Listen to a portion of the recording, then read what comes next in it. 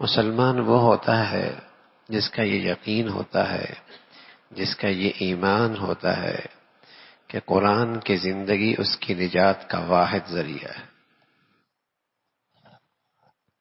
قرآن اللہ کا کلام ہے، اللہ کی طرف سے بنایا ہوا دستور ہے، زندگی کے ضابطے اللہ نے خود بھیجے ہیں۔ دنیا میں جتنے زندگی کے ضابطے رواج پا چکے ہیں یہ انسانوں کے بنائے ہوئے ہیں، یہ سب انسانوں کے تجربات ہیں، یہ انسانوں کی ناقص عقل کی اختراع ہے۔ اللہ کا کلام اللہ کے اندر سے نکلا ہے، اور اس کے اندر جو زندگی کے ضابطے بتائے ہیں وہ اٹل ہیں، وہ انسانیت کی دنیا آخرت کی نجات کا واحد ذریعہ ہے۔ ابھی میں فجر کی آیت پڑھ رہا تھا، اس میں ایک آیت آئی وَالسَّارِقُ وَالسَّارِقَةُ فَاقْطَعُوا أَيْدِيَهُمَا جَزَاءً بِمَا كَسَبَا نَكَالًا مِّنَ اللَّهِ، چوری کرنے والی چوری کرنے والا ان کا ہاتھ کاٹ دو۔ بدقسمتی ہے مسلمان کے لیے، اب مسلمانوں کا سارا اسلام زبان تک ہے، بس ان کا سارا اسلام کا مدار ان کی زبان تک ہے۔ ملک ہے تو اسلامی زبان تک، کلمہ ہے تو اس کا زبان تک، اس کا عمل، اس کا کردار، اس کی صورت، اس کی سیرت، یا اس ملک کا نظام زندگی اسلامی ہے، قرآن کے مطابق ہے، عدالتی نظام ہے، اجتماعی نظام ہے۔ عرصہ ہوا اسلامی دنیا قرآن کے ان ضابطوں سے محروم ہے، قرآن کے ان ضابطوں سے محروم ہے۔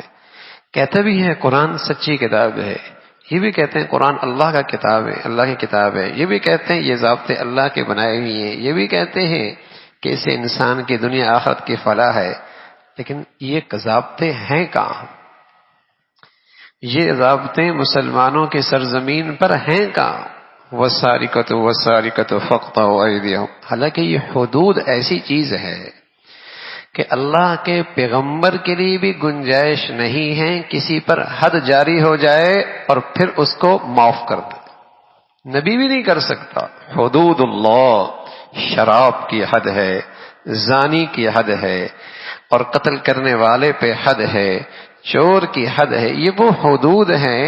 نبی اور پیغمبر کے لیے بھی گنجائش نہیں ہے کہ سزا جاری کے ضابطے پورے ہو جائیں اور پھر اسے معاف کر دیں۔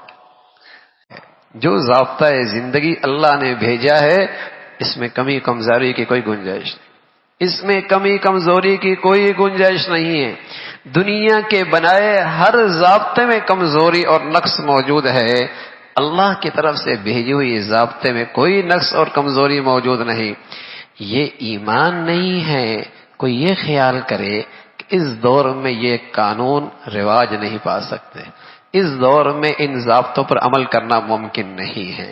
اس کا مطلب یہ ہے کہ اسلام صرف وقتی زمانے کے لیے آیا تھا، قیامت تک کے مسلمانوں کے لیے یہ ضابطہ زندگی نہیں ہے کیا؟ اگر یہ خیال کیا جائے کہ بس یہ اس زمانے کے لیے تھا تو یہ تو ایمان ہے ہی نہیں قرآن پر۔ مسلمانوں کو تو ایمان یہ ہے کہ قرآن قیامت تک کے لیے ضابطہ ہے، محمد رسول اللہ کی زندگی قیامت تک کے لیے نجات کا ذریعہ ہے۔